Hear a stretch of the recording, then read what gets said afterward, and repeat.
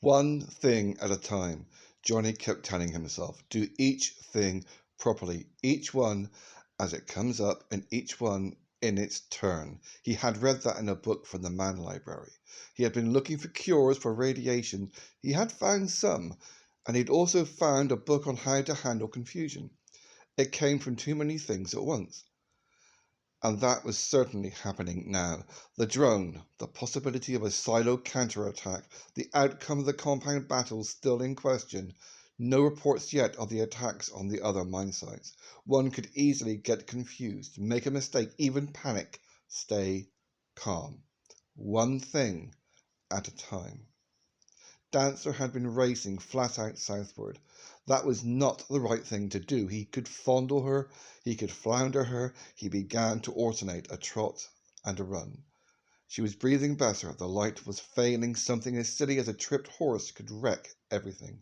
Trot, run. Trot, run. 20 miles. They would make it. He had a mine radio in his pocket, small by Silas standards, but at 10 miles he began to call Glencannon. Thor's pilot. Johnny spoke into the mic as he rode. At about 11 miles, Glencannon's voice came back. Is that you, McTyler? The voice was slightly weak. Can you see a running horse from where you are? There was a long pause, and then, yeah, you're about 3 miles northeast of me. Did you get Turl? Yes, but he's all tied up at the moment. The joke never gets old. There was silence, and then a short, barking laugh. Some of the tension had gone out of Glencannon's voice when he spoke next. What was he after up there? It's a long story, but there's no time to tell it now. Just be calm. And Johnny said, the girls are safe. Thor is hurt, but he's okay. A sigh of relief at the other end.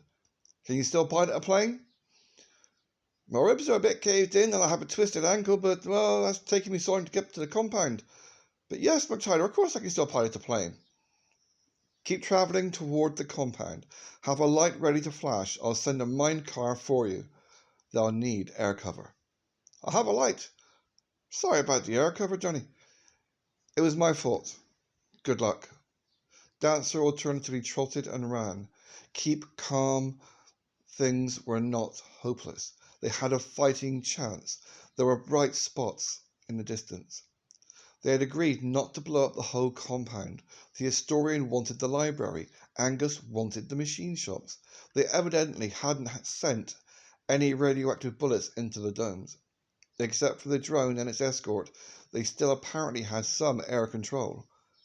At 5.5 miles, he began calling Robert the Fox at the compound, hoping somebody was monitoring the mine radio. The schoolmaster answered, and Johnny was surprised, for there were several classified as non-combatants. The parson, the old women, the historian, and of course the schoolmaster. Johnny shortly heard a very relieved Robert the Fox. The girls are safe. There was a pause at the other end, and Robert the Fox apparently was passing the word around. When the mic opened next from that end, Johnny heard some cheering in the background. The news was evidently very popular. We're holding out here, says Robert the Fox. I have to talk to you about something when you get here, but there's not on an open line. Dancer skirted a clump of trees. It was getting pretty dark. Those apes can't talk in English, said Johnny. No matter. I still can't talk about it. When will you be here? In about 15 minutes. Coming through the ravine to the north, there's a lot of heavy return fire near the compound. Sorry for doing the Irish accent. For some reason, my brain will not accept Scottish. Right, says Johnny. Are the planes okay? We pulled them back to better cover in the ravine. We don't have any pilots. I know. Now listen. Have somebody put the following items in one plane. Warm clothing, a robe, mittens for me, something to eat, some plain, non-radioactive limpet mines, an assault rifle, an air mask with plenty of air bottles. I'll be flying at 150,000 feet. There was a silence at the other end, and Johnny prompted, Have you got that? Yes, said Robert the Fox. It will be done. He certainly didn't sound very eager. Send out a couple of mine cars.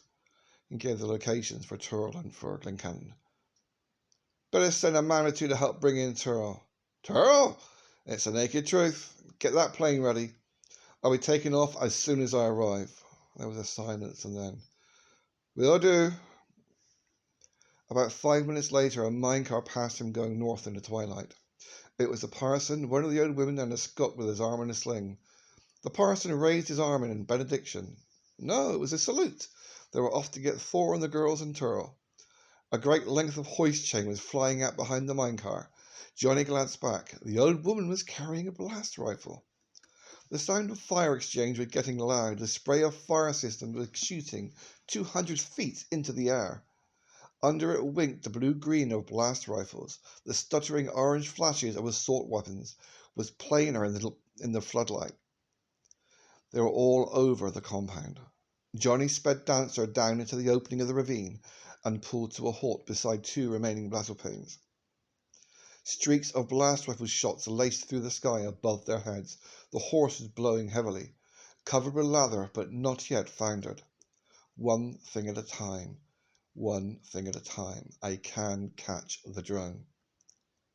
Robert the Fox had his old cape thrown over his anti-radiation battle dress. His grizzled hair was singed on one side. His face was composed, but there was a hint of concern. He grabbed Johnny's wrist and gave it a hearty shake of welcome. Johnny looked at the singed hair. How are the casualties? Light, says Robert the Fox. Surprisingly light. They don't want to show themselves to us. It impeded their aim, and it's like fighting in a rainstorm. Look, we're not even wearing our duration. Okay, I really need to stop doing the Irish accent, because I used to live there. Fucking inbreds. That water is washing away radiation as fast as you fire into it, said Johnny. I have something to do. There's no breeze gas in that drone. I don't need radiation cover. Johnny, can't that drone wait until the mine site has been flattened? Why can't I stop doing the Irish accent for Scottish people? It would take the drone up to 18 hours to get where it's going over the seas. We tracked it on the search equipment off this plane, which is to say, we tracked the escort. The drone has wave cancellers. Johnny opened the plane door. It was all ready. There was bread and meat on the seat. An old woman had popped up beside him and handed him a cup of steaming herb tea that smelled suspiciously of whiskey, because that's all you need when you're going to fly a fighter plane. When he looked at her questioningly, her presence on his battle zone, she said, They can't eat bullets. Laughed in a cackling way and fucked off. Robert's hand was detaining him. We still have the radio silence successfully in. They had agreed to give him the remote mine-site attack planes 12 hours of radio silence to let them finish off the outlying areas with total surprise, if it was possible. That's more than they would need. We can shorten it out and they can converge on that drone. It's headed for Scotland. That's its first stop. Aye, we know. Johnny finished off the hot drink and started to climb into the plane. The detaining hand again. There's something I've got to tell you. Johnny stopped to listen. He continued. We may not have hit Silo. I know. That means we may need all the planes and equipment we can get here. They're in hangars under us. We don't have the men enough to take the place by assault, and we mustn't destroy it. You can work all this out with Glencannon. You have a pilot in half an hour or so. You can bash it in from the air. He made to get into the plane, and again Robert's hand was on his sleeve. We had a funny thing happen just before sunset. A tank surrendered. Johnny stepped back onto the ground. He might as well spend this time getting into the warm clothing needed at high altitudes, and he proceeded to do so. Go on.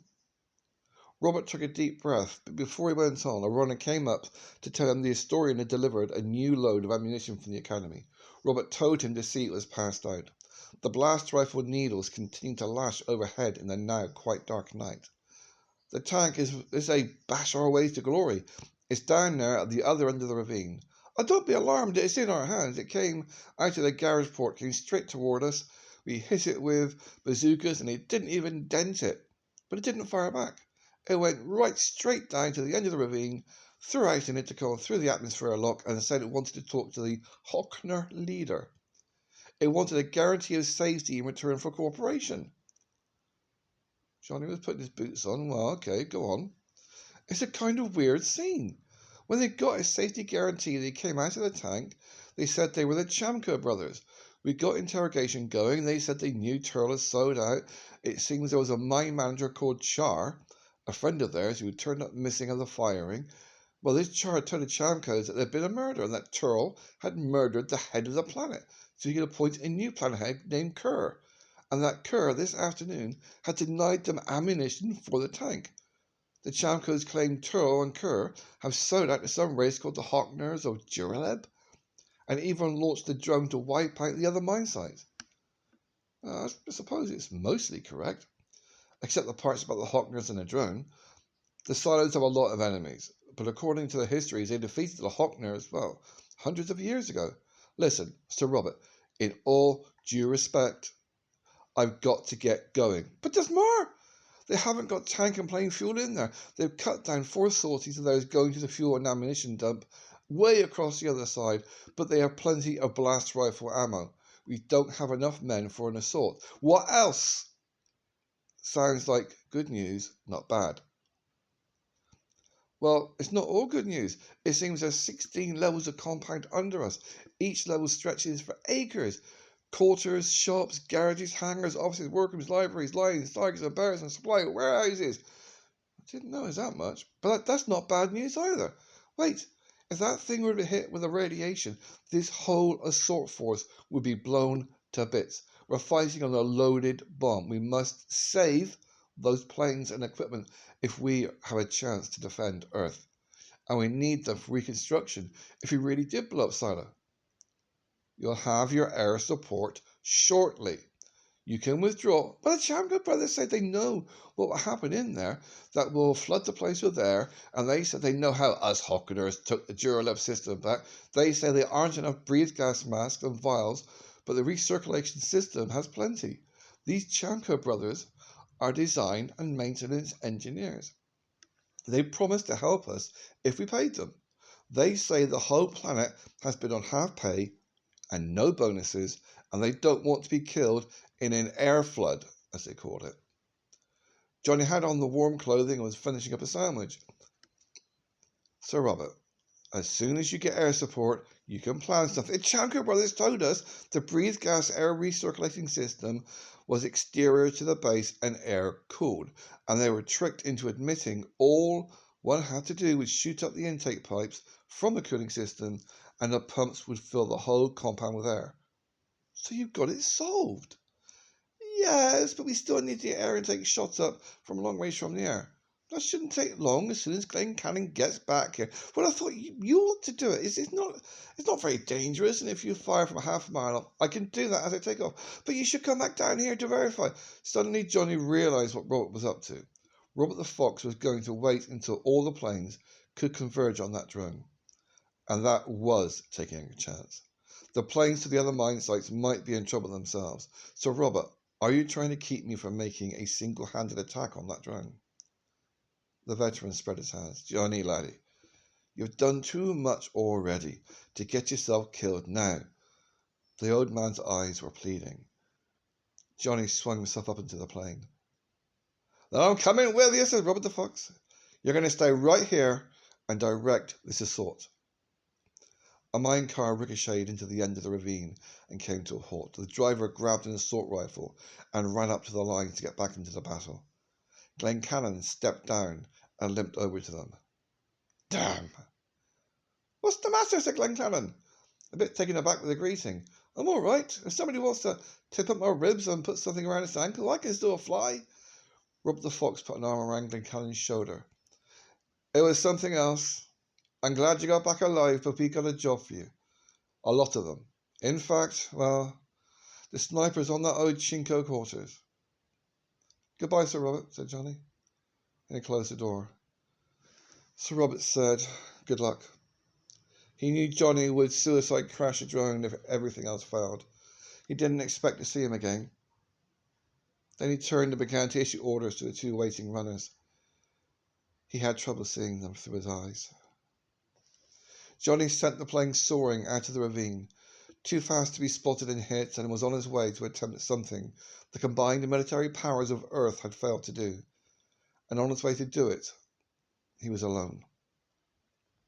Waiting until the drone was, maybe 5 hours from Scotland, was cutting it a bit close.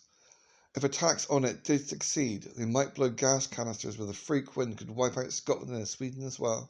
There was even much to be said for the attacking force, but even that guaranteed no success, and no one had ever tried a head-on smash at the drone with a silo battle plane travelling at maximum with all guns blazing at the moment of collision. As a last resort, that would destroy almost anything. He hadn't said anything about it to Sir Robert. Sure, the old man wouldn't have guessed. Donaldine was a very happy man.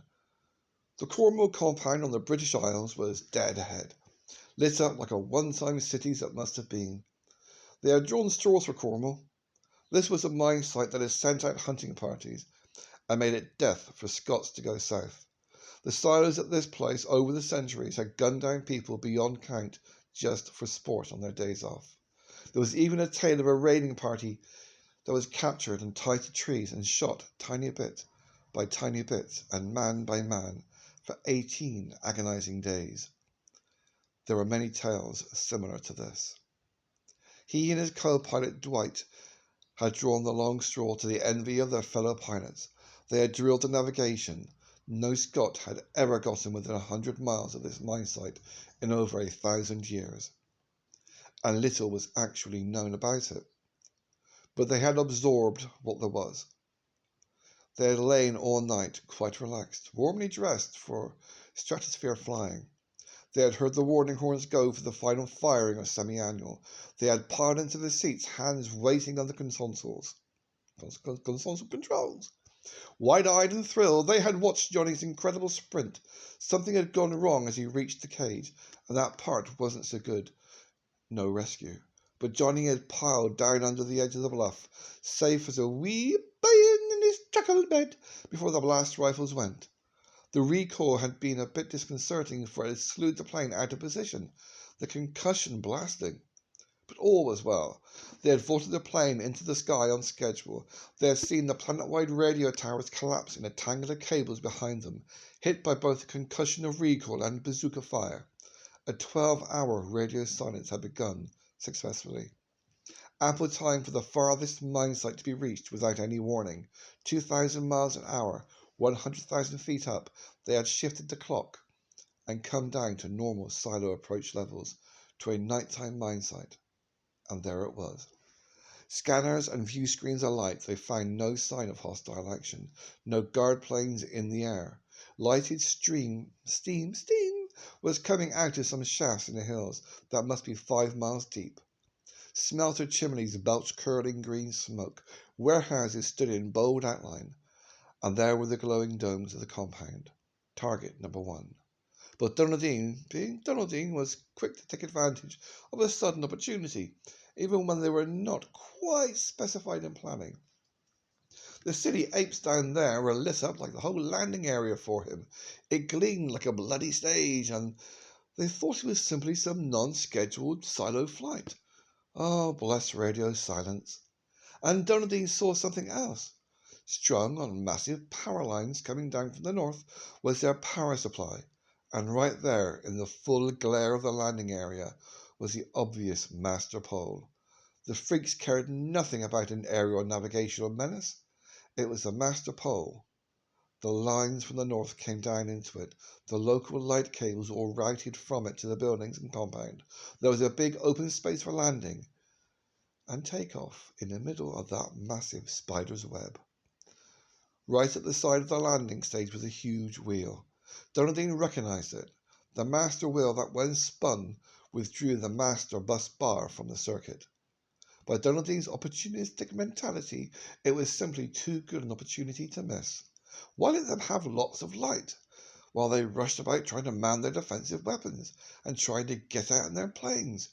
Why not simply throw the whole thing into total chaos, and then go up with infrared screens, shoot the place to bits, like a proper psychopath?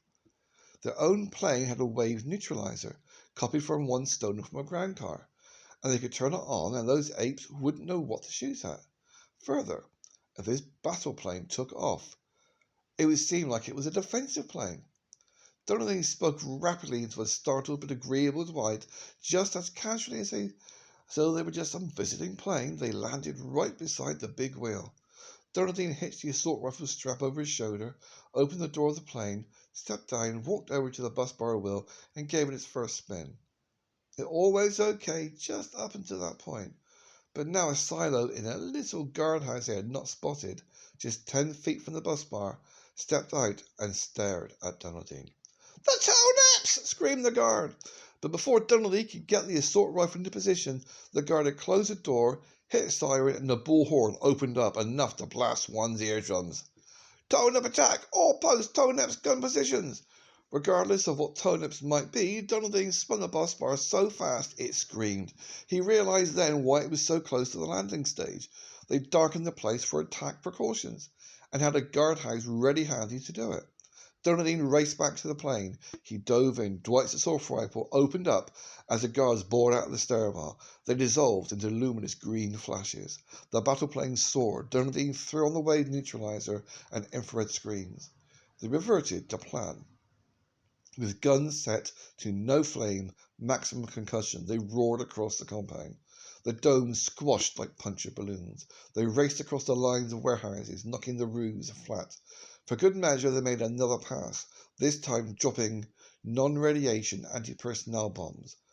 One gun opened up on them, but the plane took a jolt. They flashed down and squashed the gun with a single blast. They were at the end of the base. The Sino Intergalactic Mining Company did not believe in lavishing money on safety equipment of any department. Apparently, they just couldn't be bothered. And hadn't Johnny said something about Turl calling in all the armaments from these bases?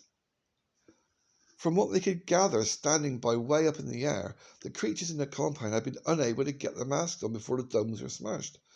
For there certainly weren't any mob coming out. They hung around for a while, occasionally knocking out an isolated vehicle or some stray guard. Basically, they're being silos, sadistically picking off people. It really was quiet down there after that. Then they saw something on the radar screen. It was an incoming transport. Abruptly, they recalled transport plane engines, leaving the incoming firing. This thing had a slow poking its way home, and they had just passed it. Good. Donaldine, much to Dwight's dismay, landed on the bus bar and turned it on. They just sat there. The landing lights were now on. Any silo employee left alive, they weren't even concerned about trying to get out and escape. They were too busy hiding. The transport plane landed. The silos got out, fooled around with the baggage for a little bit. Then the pilot got out. The silos walked in with a giant mob toward the compound. Then he began to feel something was a little bit wrong, and they stopped, turning. The silo pilot reached for his belt gun. Donaldine and Dwight cut them down with assault rifles. So they ambushed them and murdered them. Donaldine flew Dwight over to the fuel dump. They knew what fuel cartridges the transport took, for it was a duplicate of the plane that had brought Johnny to Scotland. Dwight got the fuel cartridges. Donaldine brought him back to the transport plane, and Dwight took off the old cartridges and put in new ones. Donaldine shot a ground car and had survived and came racing toward them, and it promptly blew up. Donaldine got into the air, and Dwight flew the transport up as well. Donaldine shot the master power pole to bits with a fanfare, sparks and flashes.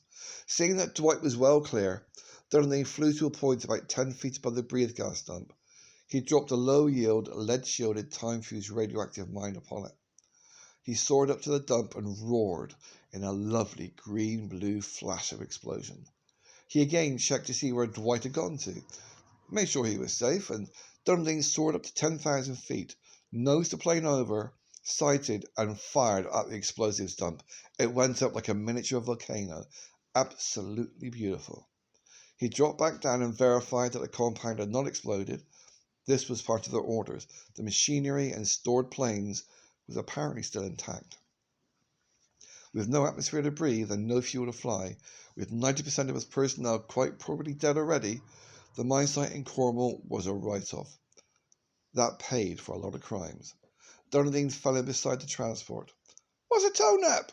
Dwight didn't know either, but Donaldine supposed he did look a bit strange in a Chinko air mask and a US Air Force Stratosphere flying gear. They had already agreed to a new and wonderful plan, and Donaldine had just thought up. They had almost 6 hours of radio silence left, the orders complete, and Well, they'd finished their job and time was on their hands. Donaldine was related to the chief of Clanfergus, and besides, there was a lass he had not seen for nearly a year, and all he'd had for his cock was 2 old women and a parson. They hoped the other 14 mineside attack planes had done as well. Of course, perhaps not with the same style. They headed for the land of transvestites. Zit had sunk into deep apathy. The gas drone roared on, defending, deafening, cold and dark. That silly, dimwit Nup. Zit had thought at first that the engine sounds he heard were just some rattles in this old relic, but after a while his trained ear could pick out the sound that was separate from the din. He listened in a different part to the cheerless drone, and then he saw the flapping door. Outside, it was a Mark 32. The Mark 32. Hit him low, kill him with its heavily armoured ground strafer. Nup was flying escort to the drone. Zit had puzzled and puzzled on it, and in fact he had done little else. At first he had hope. He thought Nup would follow him out of the hangar, intending to lower a ladder, open the door, snatch him out of here. But Nup seemed to be utterly unaware of the fact there was an opening door, and that the flying on the opposite side of the drone, so he couldn't even see it. True, Zit had not briefed him at all.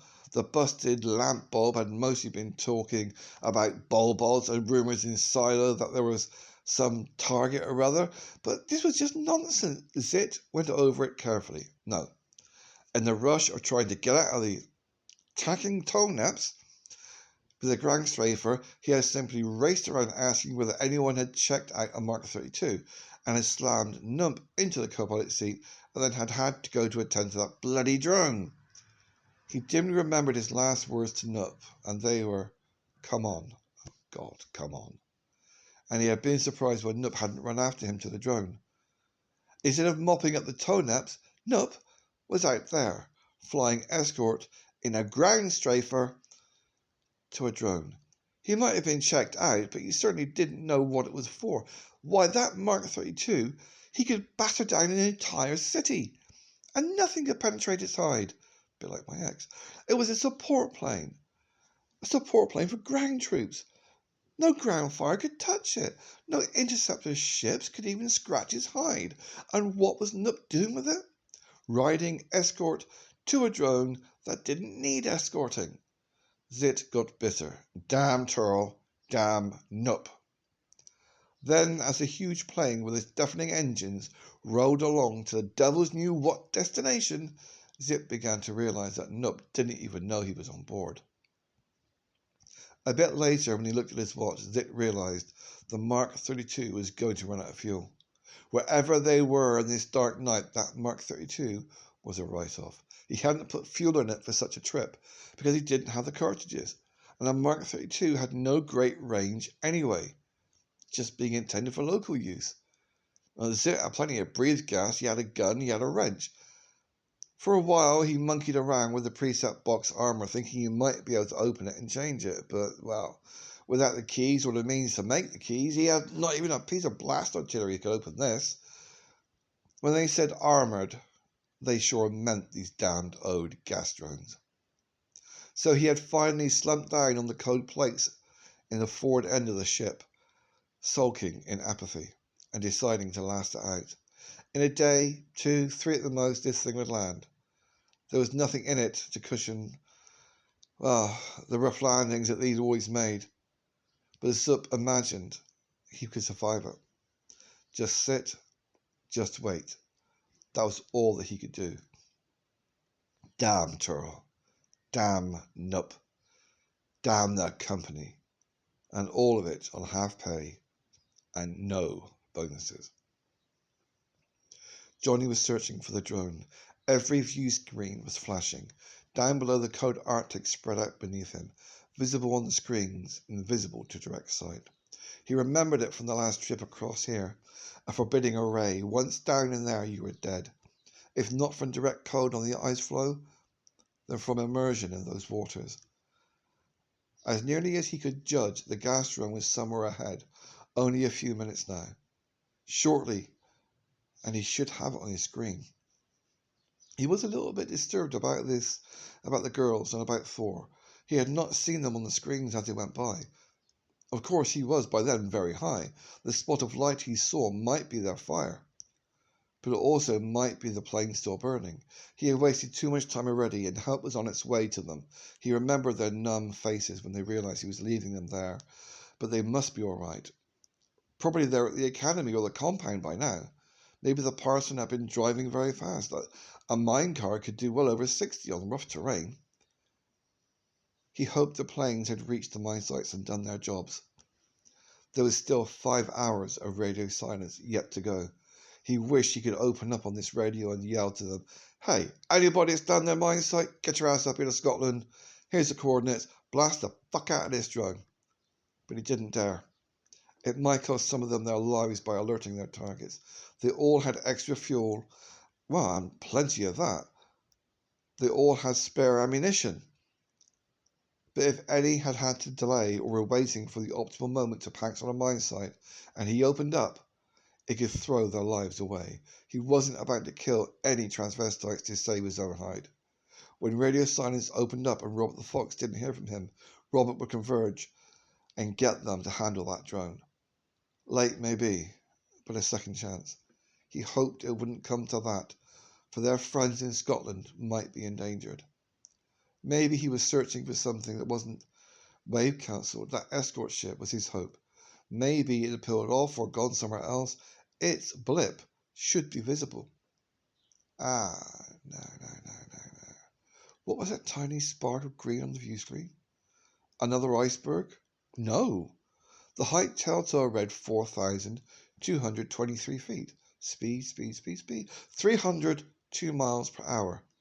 He had the escort on screen. His gloved hands danced upon the console. He braked down from a hypersonic, dropping abruptly to 5,000 feet in the descent as fast as a firing rocket. He cushioned his descent at the bottom, feeling a trifle squashed for a moment. Easy, take it easy, size up the escort. He got it bright and clear on the infrared screen. There was a drone, and beside it, one thing at a time, this escort was his first target. What was that plane? He had never seen anything like it. Low-slung, flat, minimal skids. It looked like it was just built from armor. Suddenly he realized that his guns might not even dent it. He had seen a tank bazooka flash by its side and didn't even affect it in the least. He had a sinking feeling. Not only was the drone renowned for being impregnable, but here was an escort ship. His mind was racing with possibilities. Robert the Fox sometimes said, "When you only have 2 inches of claymore, use 10 feet of guile." What did the escort know about him? He reached for the local command channel switch. The range was only about 20 miles. A torrent of angry silo words hit him. "It's about time somebody showed up. I should have been relieved of this job hours ago. What kept you?" Angry. Very angry. Johnny opened up his transmit switch. He lowered the pitch of his voice as much as possible. "How are things?" "That drone's all right, but why shouldn't it be? I've been escorting it, haven't I? You certainly run a messed up planet round here. It's not like this on Silo. I should hope not. You're late. What is your name?" Johnny quickly dredged up a name that was common to 20% of Silos. "Snit! Could I ask who I'm talking to?" "Nup. Executive Administrator Nup. Use your Excellency ship when you address me, you crap planet." "Did you arrive recently, your Excellency ship?" "Just today, Snit, and how am I to be greeted? With a crummy ball attack. Anybody can handle a ball attack. Wait, hang on. You have a strange accent like a Chinko instruction disc. That's what it is. You're not a ball, are you?" The click of firing buttons pulling off safety to standby. "I was born here," says Johnny, being a little bit more truthful. A sharp, nasty laugh. "Colonial. Were you briefed on this mission?" "A little bit, your planet ship, your executive ship, but orders have changed. That's what I was sent to tell you." "You're not relieving me." "The destination has been changed." There was radio silence, and they sent me to send the word. Radio silence? Planet-wide, Your Excellency, planet ship, sir. Ah, then it is a bubble attack. They operate everything on radio. I knew it. I'm afraid so, Your Excellency, sir. Well, you have to go. You still got to relieve me. If you're not going to relieve me, what am I expected to do? I am almost out of fuel. Where's the nearest mine site? Johnny thought very fast. Your Excellency, your orders were that if you're almost out of fuel... Good Lord, where could he send him? That Mark 32 was the only thing that could home in on the search. Oh, crap. I want to tell you to land with magnetic grapnels on top of that drone, right at the front end. What? Then drop off when we come close to the next mine site. You've got your map there, haven't you? No, I haven't got a map. You run things very badly on this planet. Not at all like on Silo. It should be reported. There is an attack on. Nothing can dent this plane. It's a ground strafer. I don't even know why it's been sent on an escort. How much fuel do you have, Your Excellency, sir, planet ship, sir? A pause, and then, crap, it's only about 10 minutes worth. You almost killed me with your lateness. Well, just land on the extreme front end of that drone. Why, the front end? I should land in... I should land in the middle. If I land on the front end, it will unbalance the weight distribution of that drone. It's the way that it's loaded this trip, sorry, planet ship, sir. They omitted part of the load in the front. They said specifically the front end. This is a very heavy plane. Not for that drone, Your planet ship, sir, excellent ship, sir. You better get moving. That water is very cold down there. Icy too, and you'll need fuel to offload. It's only a few hours to the next mine site. Johnny watched his screens. He couldn't see the plane in direct sight. With a bit of anxiety, he opened up the view to include the monstrous drone. He felt faint with relief when the Mark 32 dove ahead, sat down on the top front section of the drone, and put on its magnetic grips that they held. The heat indicator on the view screen showed the Mark 32 had shut down its motors. Johnny watched. He expected the drone to nose down, possibly to crash. It did sag. Then its engine started to compensate, and it rode gently, thundering along, still going on its lethal way. Nope had landed off-center, twat, inducing a continuous roll, right to left, left to right. It would roll to the right, and then the balance motors would compensate and bring it too far back to the left, then overcompensate in the other direction. Only about 10 degrees each way, but still. But it did not at all change the direction or the steadfast course that it was following. A very slow roll. Was it also crabbing slightly? Or maybe a lobster? With Nup out of the way, at least for the time being, Johnny got down to the business of seeing what could be done to halt this drone. He drew off a bit to give his screens better play. It looked like a derelict. It was a mark where an atomic bomb had hit it. There was a scar where possibly a plane had crashed into it, leaving it charred and with the remnants of oil and fuel. There was row after row of miniature dents where surface-to-air missiles had struck it. But such marks were notable only for their stains, not for any damage they had done. He flew the battle plane down under it. He looked at the big skids used for parking and storing. There's no joy there. He brought the battle plane alongside and again, and he felt like a hummingbird flapping along next to a buzzard. Probably when the last mission of this thing had completed, and it had just crashed, demolishing the then-known city of Colorado Springs. The company had just let it lie there, and it just built the hangars around it as an afterthought.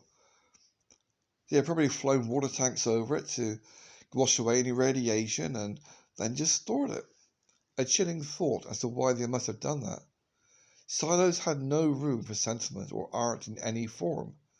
They would not have kept it for any other reason than that they couldn't dismantle it on this planet. Silo alone would have that massive shop.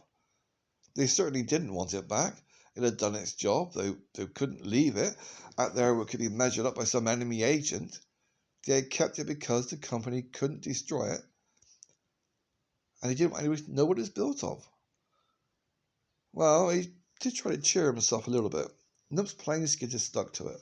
Those magnetic so-called skids were actually whole molecule reorientation fields. The molecules in the surface of one substance became with the field commingled with the molecules of the other substance like a temporary weld. So this thing was built of molecular metal, possibly some unknown to this planet metal, alloyed with some other strange metal. It even could be that combination of such metals that was, while molecular, irreversible and couldn't be melted or pounded away once mixed. Maybe the silos had something that, when certain elements were mixed together, could not only then be unmixed by flame, electrical arcs, radiation, or anything else. Maybe even laminated layers of such metals, each one protecting the one underneath it. A very chilling thought. Johnny did not consider himself even a kindergarten-level metallurgist, but he recalled the prohibition the silos had of ever teaching an alien race anything about that subject, and here he was trying to solve it. Flying along in the night without text, without a calculator, and without even the mathematics to use it if he had one. What would destroy that drone? And before it reached even the coast of Scotland. He had thought of a silo as a monster. When he saw one, that's what he thought. Now he was really looking at a monster, an ultimate in indestructibility. Out of the tail of his eye, he thought he saw something move on the view screen. He looked at it more closely. There it was again. A rhythmic pulse under the bottom of the drone. He counted it out, once every 20 seconds, regular as his watch. Suddenly he realized he had been studying just one side of the drone. He guessed he was feeling a little bit overwhelmed, and well, that was easily remedied. He hit the console with rapid fingers, and flick, he was over to the other side of the drone. This side, which had been away from him when he first saw the thing from the plane, Nope had been flying on the other side also. He trimmed his view screens. What the hell was that? The huge loading door was unlatched. And since Noop had landed on the nose, making the drone roll and crab periodically, the door was swinging open and closed. A door. Unlatched. He televiewed it with quivering fingers. It had the broken stub of a key still within it. He viewed the whole mammoth door. It was open when the plane rolled down on that side, and then closed by the rushing air and gravity when the plane rolled back. Every 20 seconds. He suddenly regretted the tender-heartedness that had caused him to refuse a companion on this voyage. It would be dangerous, but hanging from a dangling wire ladder, it would have been possible to drop down into that door. No, it would require a pilot to run the plane, and somebody going into that drone who knew enough to paralyze it if possible. And he had no pilots. Glencannon couldn't be spared. Open, closed, size. He looked at the door. He compared his own ship's span and depth. This ship could fly into that door. Top and bottom was a narrow squeeze, but there's plenty to spare on the sides. Yikes. Fly this ship sideways at 302 miles per hour, and then in? Well, it was standard battle tactics to fly sideways with these teleportation motion drives, but it's just, there was no wing support area. I mean, these things don't use wings because they're not like birds. When you shut off these motors, the ship didn't glide anywhere. It just dropped like a stone. It was leveled with small teleportation balance motors, not fins.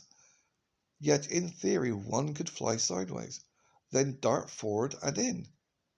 But the timing, oh, the timing. That rolling drone was moving and opening up and down 30 feet in each roll.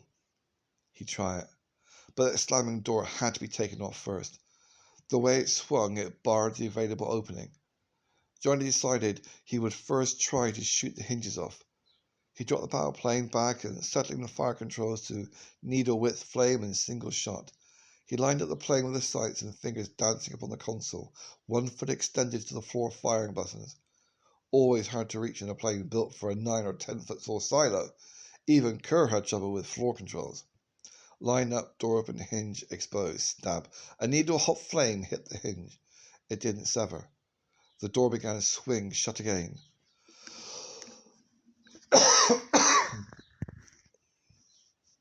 His local command channel burst into life. "What the crap are you doing?" cried Noop. He was so alarmed. "I don't have a co-pilot, Your Excellency ship. I have to shoot the door open to change the controls, And the destination, your planet's excellent ship. Just give me a second, sir. Oh, then Johnny's lining up for the next try. You be careful with that company property, Schnit. Willful damage is a vaporizing offense. Yes, your excellent ship, sir, planet ship, sir. Johnny fired the next try. The hinge glowed briefly. The door hid it from plain view. The door didn't sag. Maybe the hinge was binding.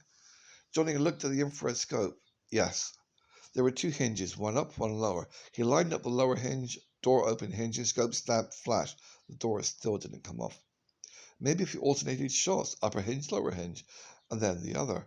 He drew off for a bit to flex his fingers. The other scopes showed ice and sea endlessly below him. Nothing else was in the sky. Back to it. Upper stamp flash, lower stamp flash, over and over, but a shot possible only every 40 seconds. This was time-consuming. Well, he wasn't too pressed for time. Not yet. At least not yet. Stamp, flash, wait. Stamp, flash, wait. Those hinges would get cherry red, but they didn't sever. Getting nowhere, Johnny drew off, and then with bright inspiration, he took a position above the drone and slightly to the other side, so he could fire into the back of the door as it rolled. He changed his gun setting to broad, no flame, and continuous. He sighted carefully. The next time the door swung open, he stamped on a firing button and sent a string of flashes against the inside of the door. It swung open. He shifted his plane over to the door gradually as he fired. Despite reverse roll of the door, was forced open and then, despite a 302 mph rush of air, suddenly sprang back under the hammering and lay against the hull, wide open. Johnny stopped firing. The door stayed open, wide open, pinned back to the hull. He examined the hinges by throwing the sight to television, and they were a bit twisted, probably from the shots. It was the hinges that precariously held the door open. Would it close again? Maybe. It was vibrating from the wind force. Watchfully, Johnny drew off. His fingers raced on the console, and he sought to correct for flying sideways. He got the sequence of combinations that did it. He inched the plane exactly opposite the yawning doorway.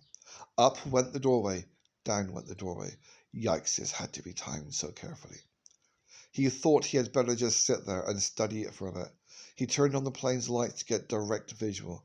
You couldn't do this on instruments alone. The black pit lit up. He could see inside, and yes, there was the area just inside the door. A flat platform, probably needed for loading canisters. Ooh, canisters were stacked in front of that platform. Would they explode if he hit with an overshot?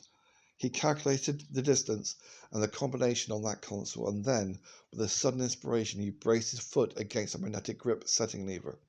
The jar of any impact would cause his foot would jolt, and the magnetic skids would lock. He took a deep breath. He looked around him to be sure there was no loose objects. He moved the belted revolver that they had issued with him to his holster, so he wouldn't get punched in the stomach if he jackknifed forward. The lanyard from the revolver was around his neck. He pulled it a bit to the side so he wouldn't catch on a control console. He did not want to be choked. He laid a soft map case on the upper part of the console, just in case his head hit it with a sudden stop. Johnny took another deep breath. He adjusted his air mask. He watched the door, his fingers dancing on the console. He wanted the exact position. He zeroed in on the doorway. Count, count, count. How far would the door move up if he started forward? He spread 4 fingers of his right hand across the huge keyboard and the 4 buttons that would start him. He spread 4 fingers of his left hand across the buttons that would stop him.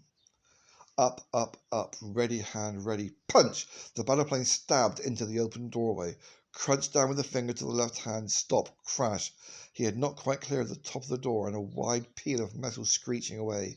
His foot was jolted on the grip lever, and the grips went on. Johnny's head slammed into the map case. Lights flashed in his skull.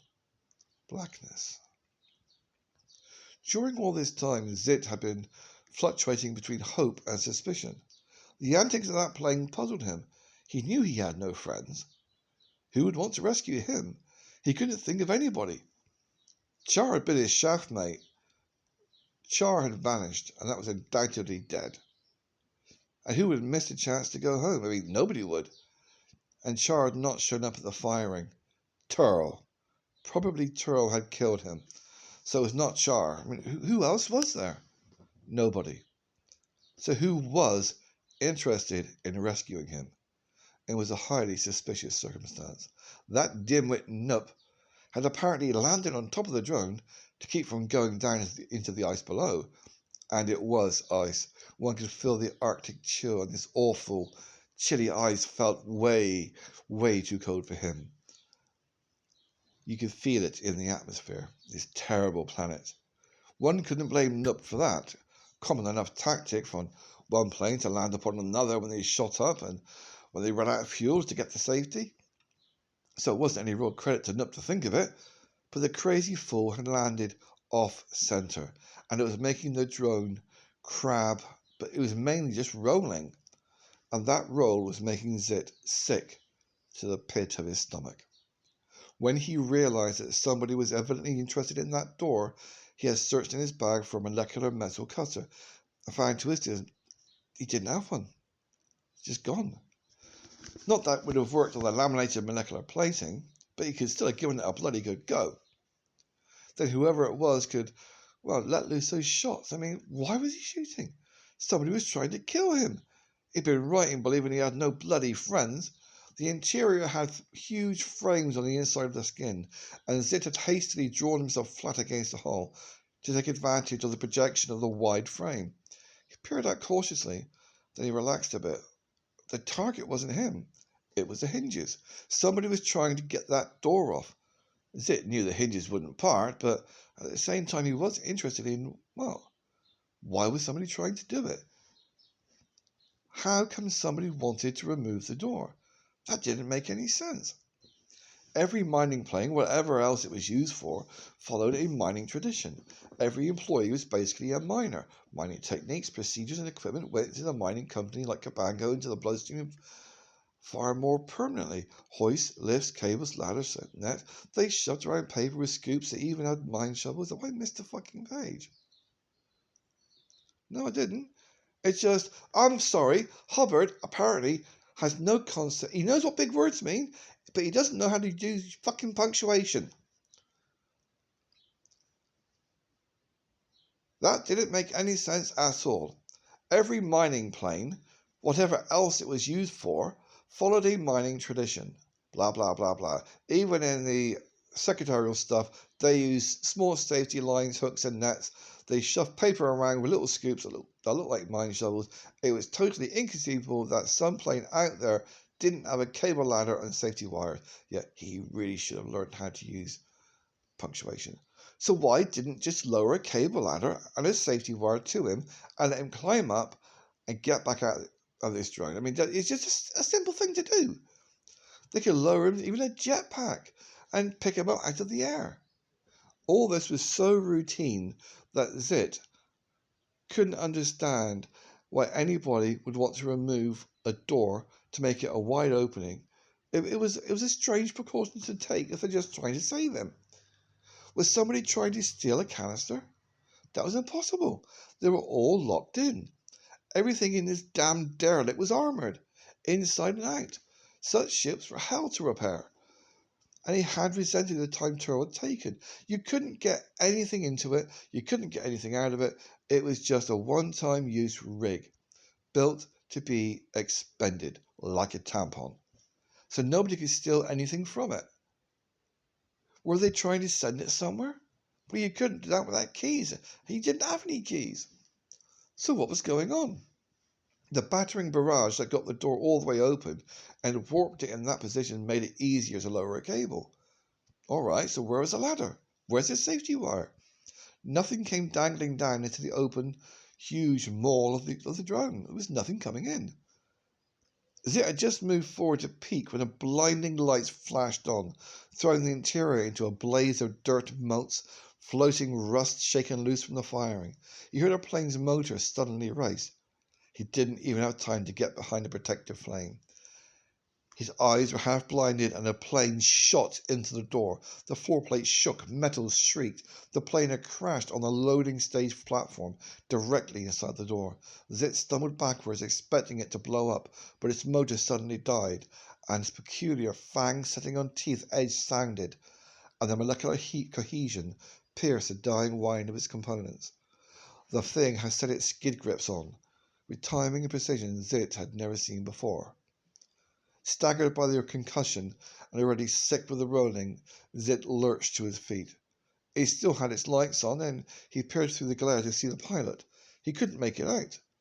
He staggered forward, hand on his belt gun. He still couldn't see the pilot.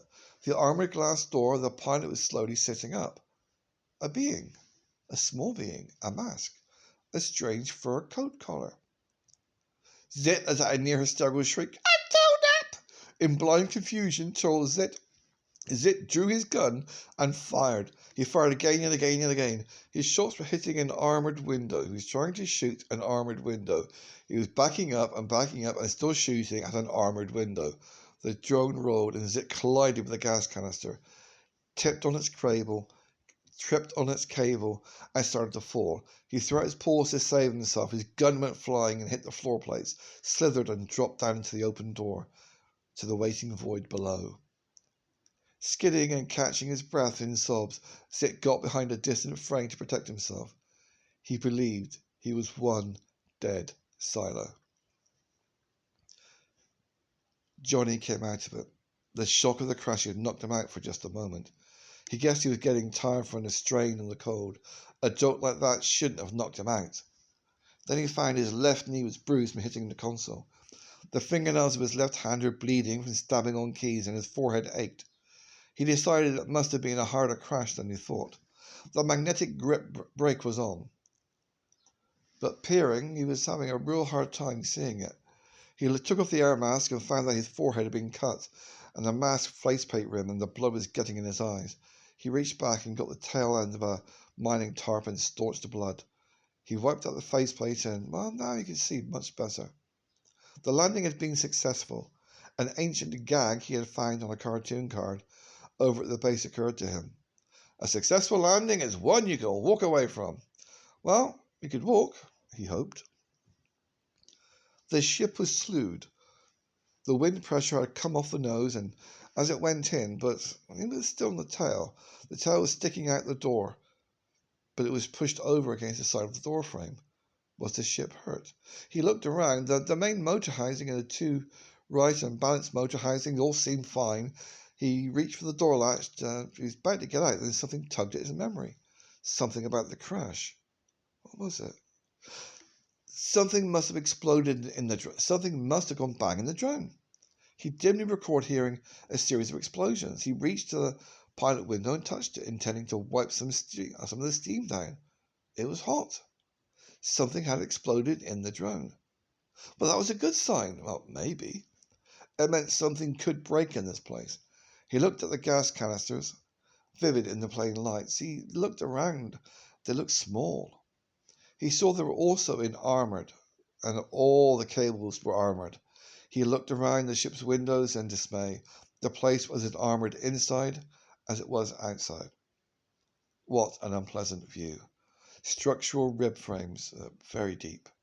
Floor plates for loading only, having gaps on both sides for the walkway. The cross braces toward the tower were a series of holes like a beehive. Additional gas canister spaces. The thing was only about a third full, but enough to wipe out any place it was going. How much time did he have? He looked at his watch, and it was shattered. There were clocks on his battle planes. The clocks were all down in the console cabinets, and they had no faces anyway. Only elapsed time dials on the dash. He realized he wouldn't know when radio silence ended. He tried to compute by sunrise, but he didn't know where he was beyond the few hours short of Scotland. Abruptly, his brain was he still dazed? Did he have concussion? He put the air mask back on and made sure it was snug, just in case a gas canister had cracked in the crash. He doubted it, and he checked to see whether or not Turl's blast gun was still there. Yes. It fallen on the floor, and he might need it to cut cables. He put it in his belt and got out of the plane. The thunder of these motors was deafening. Arctic wind curled in the door. The night lay like a black pit below them. He examined the gas canisters. No, the plane hadn't touched them. Nothing could touch them. From the looks of it, they were just too secure. They were covered with the crud of extreme age. He found a half-obliterated date, a silo date. These things dated from the original attack. Spares? Not used in the attack? No, there's another date. They had been refilled about 25 years later. The hope that they were expended died. They were alive. They were definitely live canisters. Where were the controls of this thing? Way up forward. Best look at those. They might be able to work. There just might be a chance that he could just simply change the settings. In extremis, pull out the wires. He walked up along the cable plates, and his plane's lights were bright enough even up here. There was a setting on the box, a preset, and there was a console. One set the preset plates in. Fat lot good the console was, like a stamping machine. He looked at the preset box. One usually fed preset plates into the box, latched the box. But this one? It was armored. It had a keyhole. He looked around, but there was no key. There was nothing left. Cables? They were all armored. And they even went into the preset box with an armored connection. Crud was all around. Lord, this thing was old. It was only clean around the preset box. He supposed they cleaned it up just to set it. A vague feeling of unease troubled him. Completely aside from the intentness on stopping this drone, there was something odd in this place. He looked down toward the plane. The deep recesses between the frames were in complete darkness. Zit, unseen in a recess not 6 feet away, crouched back in desperation. His wits were racing. What did he know about tow-naps? Shortly after he had graduated from mechanics college on Silo, he had done a duty tour on Archimedes, where the company had mines. It was in this universe the system star was a double star he sometimes saw in winter on this planet. The smaller star of the dumbbell had a weight so dense that half a cubic inch of it here would weigh 1 ton. A mine site had been wiped out utterly by a tow-nap raid. They came from somewhere near the star cluster he often saw here. They had mastered time control and could hold it frozen. And their ships had made long, piratical voyages. The company had analyzed several of their dead bodies. What did he remember from the corpses? What weaknesses? He could think only of strengths. Their bite had a deadly poison. They had a body density comparable to iron. They were immune to silo gas, and they couldn't be killed with an ordinary blast gun. Weaknesses. If he didn't recall them, he would never get out of this alive. Never. This one was walking back down past him now. He shrank back against the ship's skin. It didn't see him in the darkness. Then he remembered their eyesight. That was why they always wore faceplate masks. They saw in infrared only and they had to have a filter. Or they were totally blind. With anything short of the wavelength light, they could be killed easily with ultraviolet weapons. He didn't have any ultraviolet weapons. They were intensely allergic to cold and had a body heat of around 200 degrees. Or was it 300? It didn't matter. He was on it. It was eyesight. Without his faceplate, that creature would be blind. Zip planned carefully. The instant he got a chance, he would knock off the thing's faceplate, leap forward, and claw the thing's eyes out. Somehow avoiding the poisonous teeth and talons, Zip's paw slid down to the side of his boot. He got out his trusty big wrench. He could throw it like a projectile, maybe. Mustn't hit the body, hit the side of the mask. Zip then drew back his breast pocket and a small round mirror he took out. With his long handle that he used and a hook in the back for his connections on the underside of the bearings, he carefully extended the mirror around the edge of the frame, praying to the crap nebula the thing wouldn't notice it. He began to watch the creature. Johnny found it very hard to walk in the rolling drone. The floor plates were not meant for walking and had gaps on both sides. He went clear to the back end of the drone, quite a walk in itself. He looked at the strange honeycomb. It was a bottle racks for additional load. He crawled into the entry port. Maybe some cables or something overlooked would be, well, something back here. He could barely get through the port and wondered how his silo could, until he realized it wasn't just for canisters loading. It was clumsy, and it was racks, it was badly designed. The ports were lowered, and a tower in the center. It was only blank bulkheads on both sides. There was nothing else here, just empty space. He went back toward the forward end. He stopped just beyond the ship. He thought very hard. He could see nothing that could be pulled apart, nothing that could be blasted apart. He could even blow up his ship in here and nothing would happen. There were no controls. The drone was not made to be flown, just set and launched. Not even the remote Turl had shown him would have do anything now. Rolling like some huge ungainly drunk, the thing continued its way with death in his jaws. Insensate, invulnerable. He wasn't seeing so well again. Blood had started flowing when he crawled into the keyhole back there, and he knocked his mask. He lifted his hands to the mask, turning sideways to lessen the blast from the door. He was reaching for the edge of his jacket to wipe it off. With the impact of a bullet and hit the mask, it flew from his hand. Something had almost broken his left thumb. There was motion about 30 feet away. Mountain training and a hunter's life had left nothing wanting in Johnny's reaction.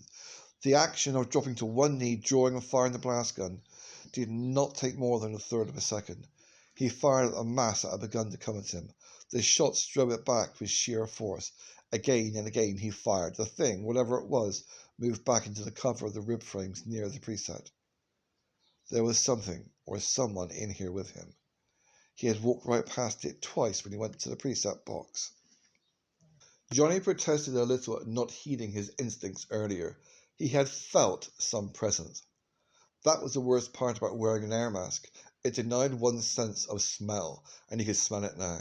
Despite the cold air and the rust smokes, Johnny could smell a silo.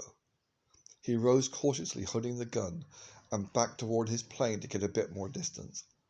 A silo was pretty strong stuff, not only to smell, but to deal with in any wrestling match. He recalled having to wait for Thor before he could even approach within arm's length of Turl. Silos could crush one with ease. Which silo was this? Did he know him? Zit pressed up against his skin, trying to keep from vomiting with contempt and disgust. The only thing preventing him from doing this was that it would fuck up his breath gas mask.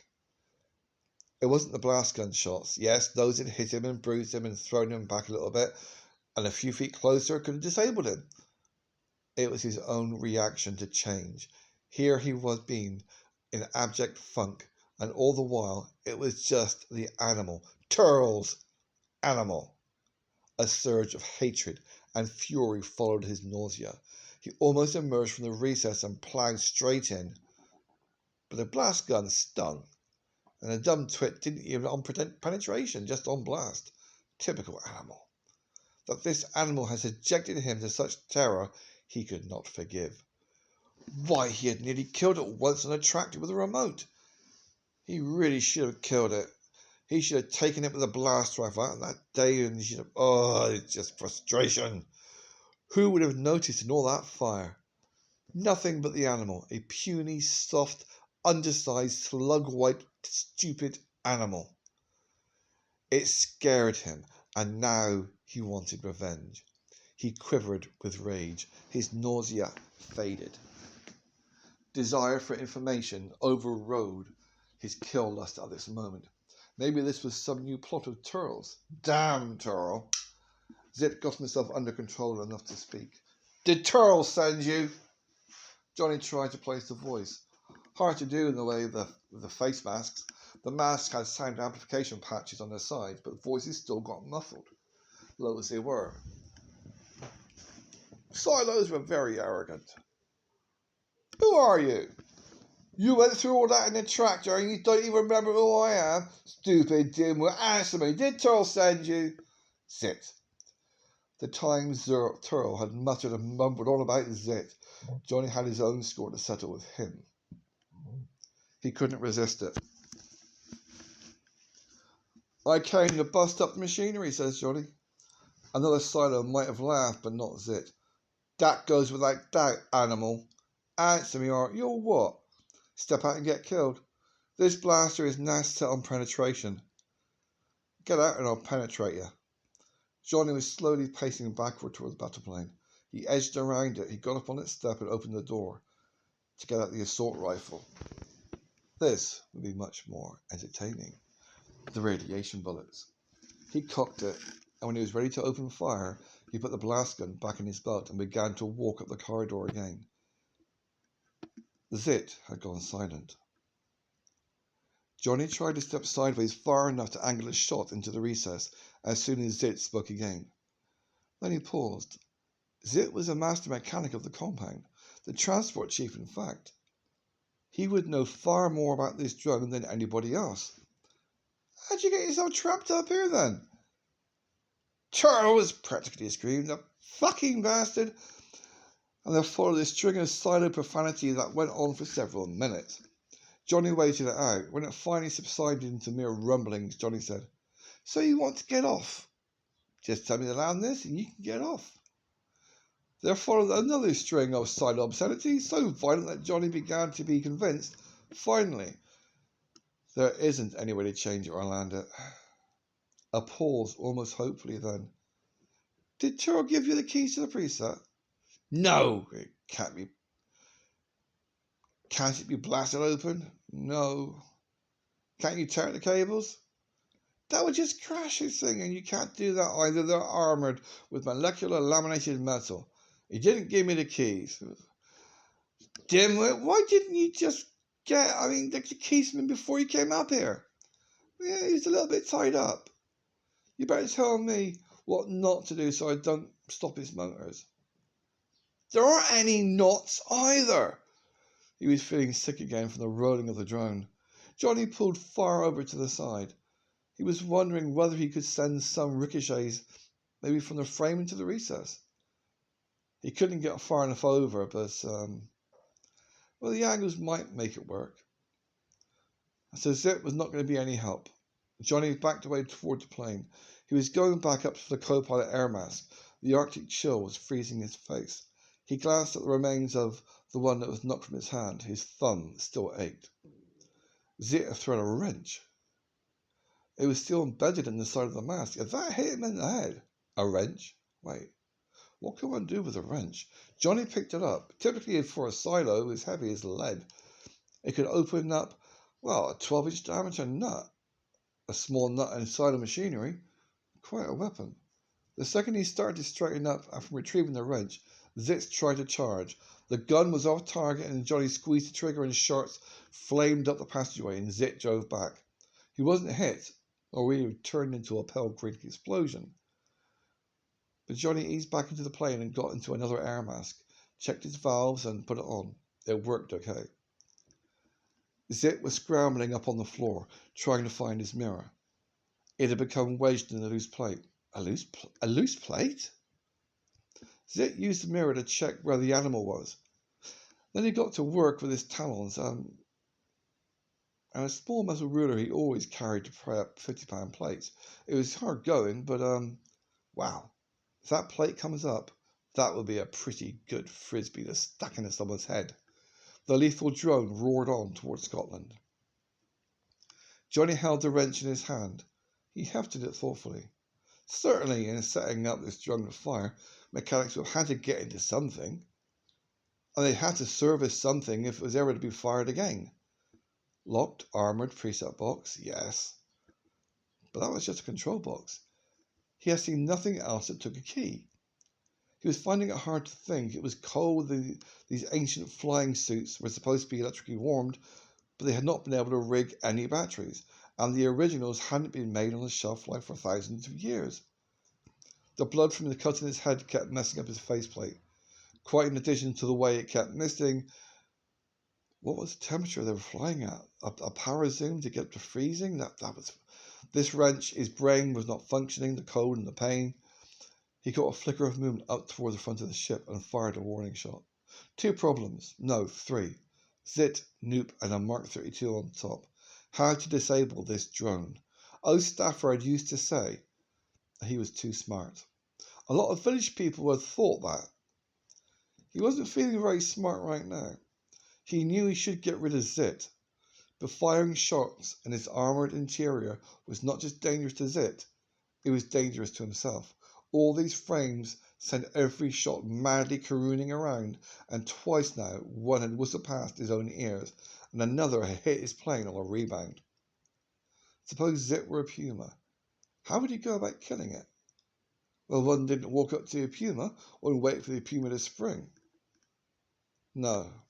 Now suppose Zit was a bear in a cave. That was a more fitting example. Walk into a cave with a bear in it? Suicide.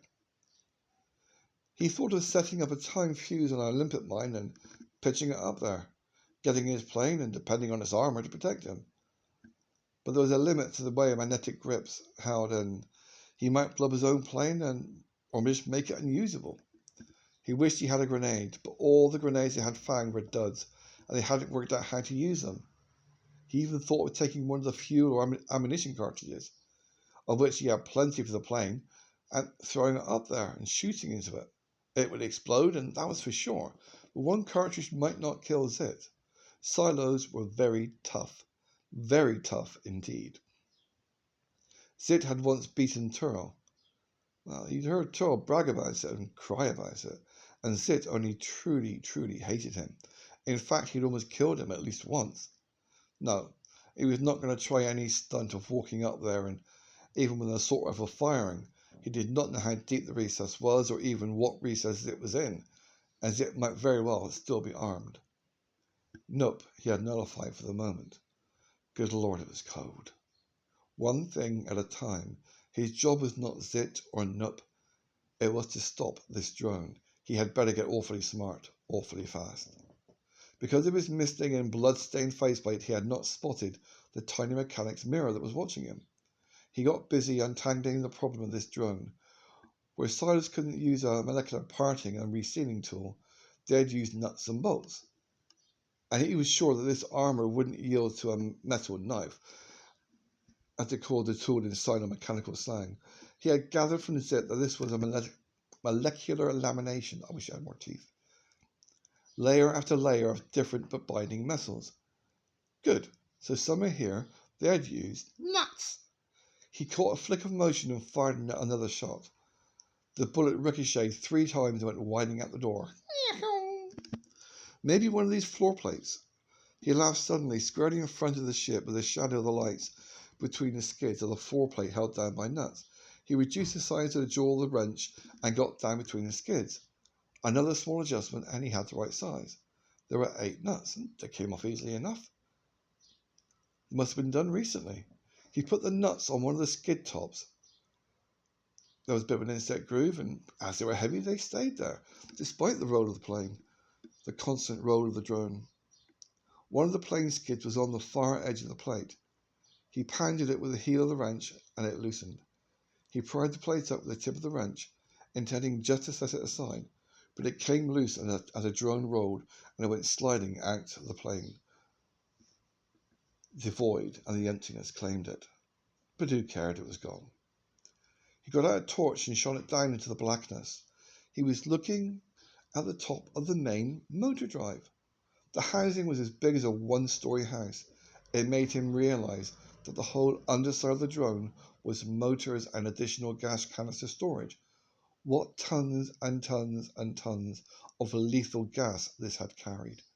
The canisters glowed like a monster fish in the darkness. But the housing, Johnny knew these drives in miniature. They were space translation cubicles, mostly empty, but served by an enormous number of points that jutted into them. Each point had its own coordinate message, and these points had to be cleaned. There must be an inspection and maintenance plate for this housing. With a wary look up the long passageway, he slid down and braced his feet on the structural support members of the housing. He played the light around.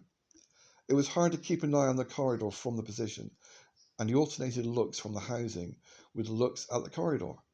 Maybe he really ought to work out how to get rid of Zit before he went on with this.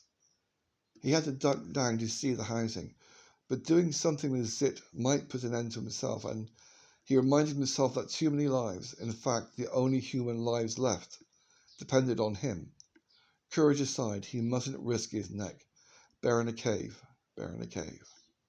He decided he could chance it and ducked down. And there it was, a huge inspection plate, held down by 4 12-inch nuts. But what an unhandy place. Handy maybe for a silent mechanic to reach down with long arms, but not handy for him. He banged off another shot at the passageway. He ducked down and adjusted the wrench. He gripped the first nut. Yikes, it was tight. No one-hand job for this big wrench. Solids didn't know their own strength when putting nuts on. He inspected the corridor again, and he had to lay down the assault rifle to do this. He made sure the place he put it was braced and so it was secure.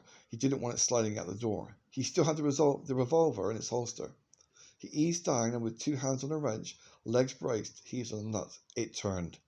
He had learned enough about mechanics not to just undo it and take it off. He'd found the last one wedged tight, so he had to loosen all 4, quarter turn each. He had number 2 loosened. He was straining at number 3. "What you doing?" roared Zit. Johnny came up, and Zit was still hiding in the recess up there. "You dim-witted, stupid slug! If you monkey with us motors, this thing will just crash." "Thank you, Zit," said Johnny to himself. "If you leave it alone, this thing will come down by itself in 2 or 3 days. Actually, Zit was getting panicky. There was something very peculiar about those shots the animal kept sending up the passageway. Right now, the exhale valve on his breathe mask was sparking. For some minutes, he'd been aware of little tiny sparks all around him. He had thought they were just dust motes at first, and then something was wrong with his eyes, and that he was seeing tiny molecular flashes in his head. But this last exhale had actually sparked. Was there radiation here? Was that animal throwing radiation dust around? Wait, whoa. Were those slugs in that gun using radiation? He had decided that he'd better act, regardless of consequences. Yes, there was another tiny flash. Oh, fuck. His breath gas was sparking. "You've got a mask? This kill gas won't blow back into the drone. Just wait until it lands, you filthy, stupid damn turtle.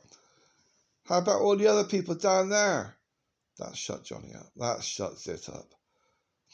He couldn't work out how something to happen to somebody else had any bearing on what would happen to him. It didn't make sense. "Leave those motors alone!"